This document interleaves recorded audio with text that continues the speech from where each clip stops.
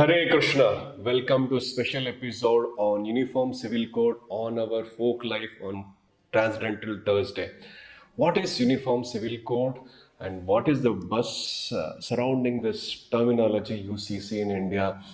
Will it going to be executed by the current government at least in the next term, which is promised to get a full majority?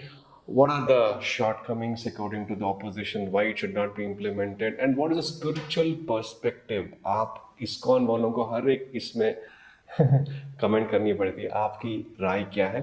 We'll discuss much and more than that in the coming episode. Fold your hands, close your eyes, and let us get the blessings of Lord Shri Krishna and the spiritual master to make us understand this concept of UCC in a spiritual perspective. Here we go. नमो विष्णुपादाय कृष्णप्रेष्ठाय भूतले श्रीमते भक्तिवेदान्त स्वामिन्निति नामिने नमस्ते सारस्वते देवे गौरवाणी प्रचारिणे निर्विशेष शून्यवादी पाश्चात्य देशतारिणे जय श्री कृष्ण चैतन्य प्रभु नित्यानंद श्री अद्वैत गदाधर श्रीवासादि गौर भक्तवृंद हरे Krishna Krishna Krishna Hare Hare Hare Ram Ram Ram Hare Hare. The founders of our constitution in the Article 44 has been requesting the government in general to bring a uniform civil code where the laws, both criminal and civil, would be common to every citizen of the state, irrespective of their faith, religion, or customs or practices. In the famous 1986 Shabano case, after that, recently, the former Chief Justice of India, Justice Bobde, also recommended how he held the UCC of Goa state, which as actually was given by the Portuguese anyways, and many other instances where the high courts of respective states have recommended the legislative to work on uniform civil code. During the tenure of the former law minister, there was a discussion on that, and there was a committee formed also. There was a discussion, and later on it went on for a pause. The makers of the constitution initially wanted to have uniform civil code. They requested the legislative and the center to form the rules very soon, but due to the political mileage or for vote bank politics, both the parties who ruled or any parties which ruled the state or the center had no intention to make a UCC. Of course, if every state start making laws, like Uttarakhand recently passed a UCC bill, it had gone to some troubled waters, and if every other state started making UCC, it would be challenged. Say, for example, someone gets married in Uttarakhand and comes to Gujarat, so their laws are different, so some commotion will be there. So that's the nature of all man-made laws. Even the compilers or writers, or if I would say compilers of our constitution, we give credit to the Honorable late B.R. Ambedkar, who himself in his own words was not happy with the compilation of the constitution. He himself in the parliament, if I trust my memory, goes on to say, I am not happy with what is being done. That's the nature of every man-made law. In fact, one of the argument given by one of the famous lawyer, he goes on to say that any country in the past which has been ruled by the colonial masters, the West, the England, the Portuguese, the France, they've been ruling the Asian countries or South African countries for a long time during colonized time.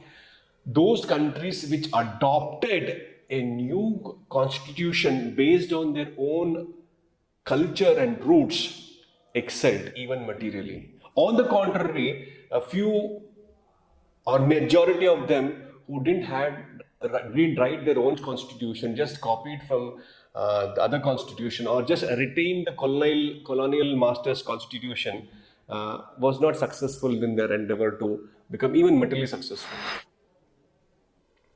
So what India should have done? India should have gone back to its roots. Once the British has gone, all the symbols of slavery, symbols of colonialism should have been removed, and the original intent, original purpose of Bharat as the Vedic India should have been brought back. But unfortunately, this didn't happen. I mean, there's no need to cry what has happened. The past is past.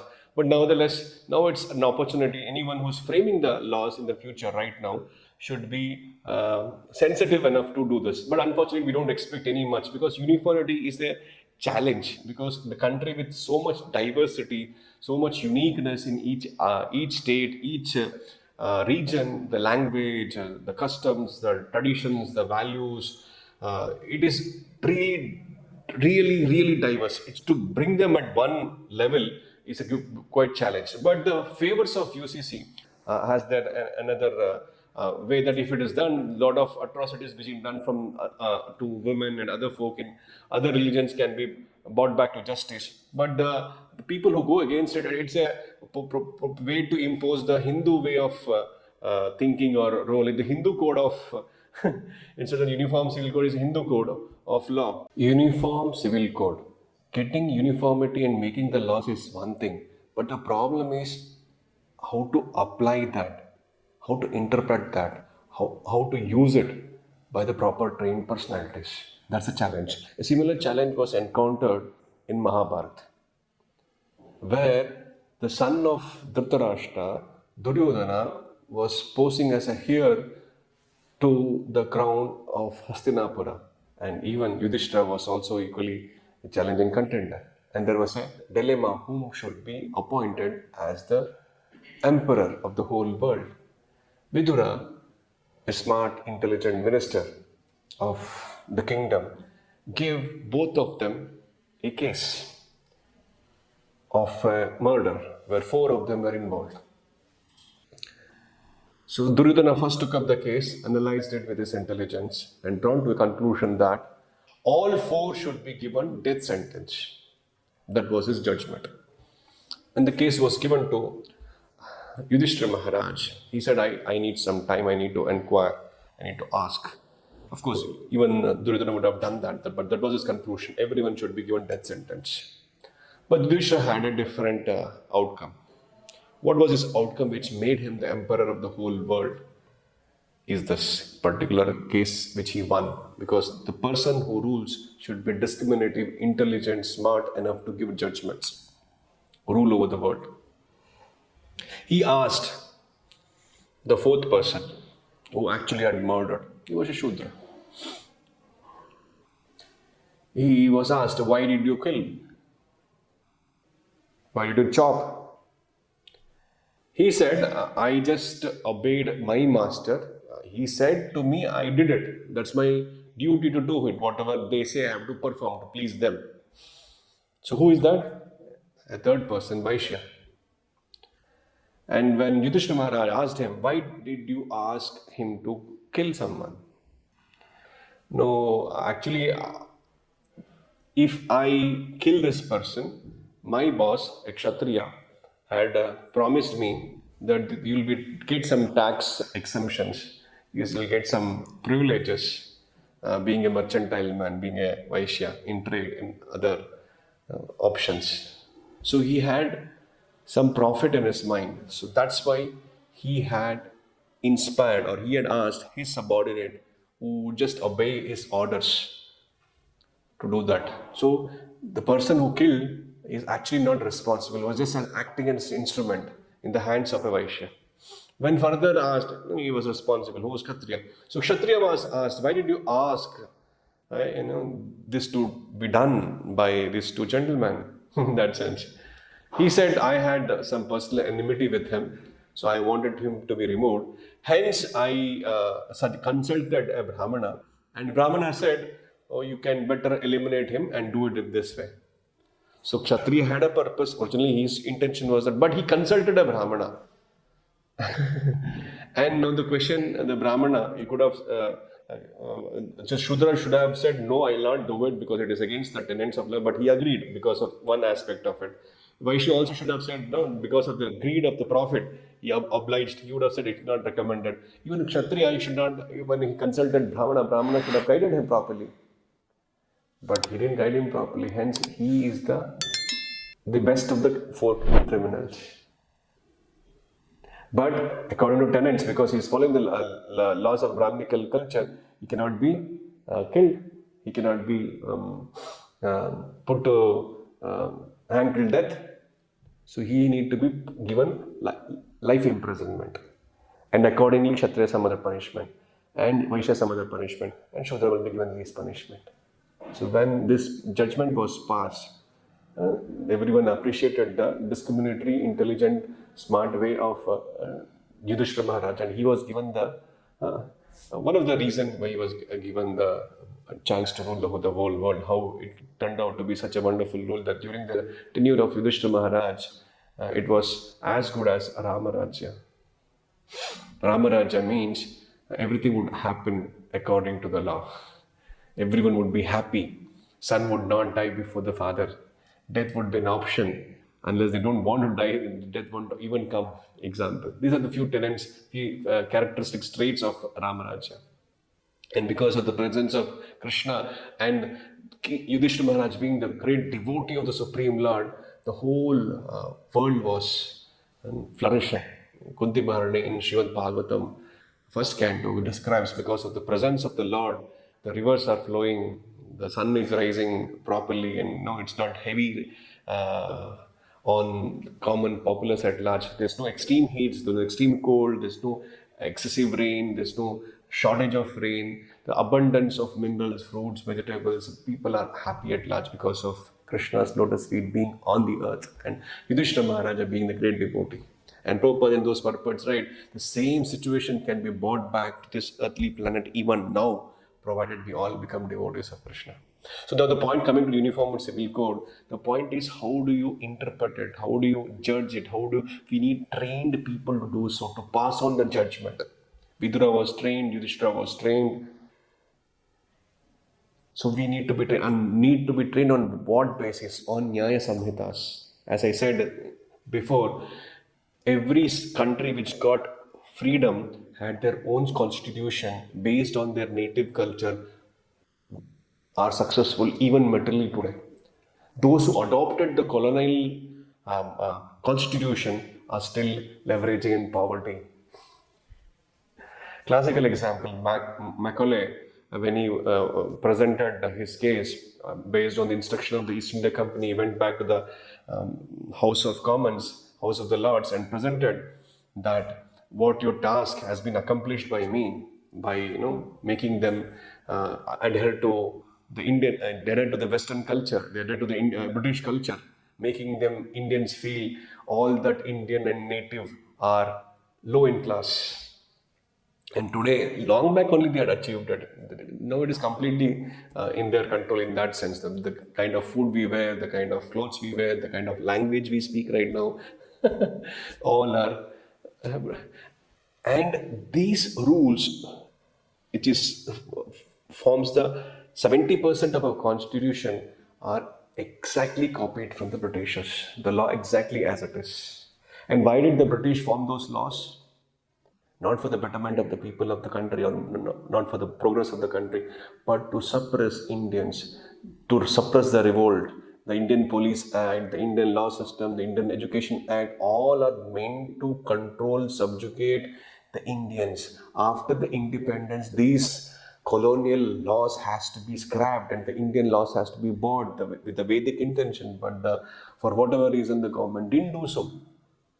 Now it's the right opportunity for the Indian government, whoever is planning to do so, to get the Indian value system. But you need to be trained for that. So uniformity cannot be formed. Another accusation of the uniformity, so Muslims have their personal laws. Hindus, according to Hindu Marriage Act, they have their civil laws. Christians have their own things. Now, if you can have a separate Hindu law based on the Vedic literatures, that there are some sect of people who argue for such laws. or let them have a different set of laws for everyone. That is one thing. So why should we forego all those things? That's another set of argument which people say. But uniformity will bring one nation, one law, where everything. Having said that, to implement it and to execute it is also a challenge. There are further things coming and popping up, because that is the nature, as I said. The problem with man-made laws. Man is made by the Supreme Lord, and what is laws? When we follow that laws based on Bhagavad Gita, Srimad Bhagavatam, and Samhitas, then we will be peaceful. And the solution is that. Solution is to introduce the Vedic laws. Solution is to introduce the Vedic education. But that is not possible today, unfortunately. So, what is the solution? Solution is the Sankirtana. If we, the Hare Krishnas, we have made a pockets of Vaikunthas everywhere, pockets of Vedic traditions everywhere, all across the globe. If we continue to persist, endure, these pockets can become bigger and bigger and bigger. And even if 10% of the world population understand and recognizes the value system of Hare Krishnas, of chanting, of reading, of hearing, of Vedic lifestyle, then people will start appreciating the kind of lifestyle, the happiness, the bliss, what this set of people are enjoying it, and they would want the leaders to enact such laws where such things can be encouraged. So for that, we need to be ideal in character. We should chant 16 rounds. We should follow the 4 regulations, and we should cooperate amongst ourselves vigorously to preach the message of God consciousness, Krishna consciousness. Because to interpret the laws, to form the laws, we need exemplary personalities like our acharyas. Bhaktivinoda Thakur is a classical example.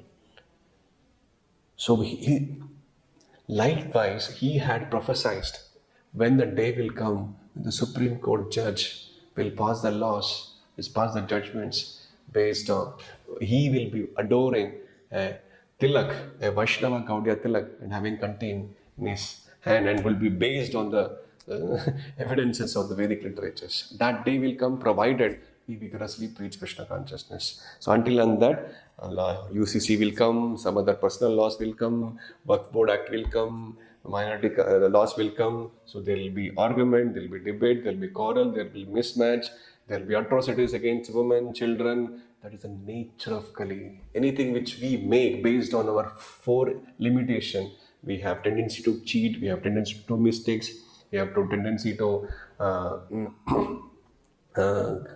our senses are imperfect. We have inherent 4 defects. So with this, whatever laws we make will be bound by imperfections, and will create further problems itself. On the contrary, the Vedic literatures are apurushaya, are not made by people with those 4 defects. It's of the Brahmana. But the problem is, we need to create that culture. We need to create such atmosphere.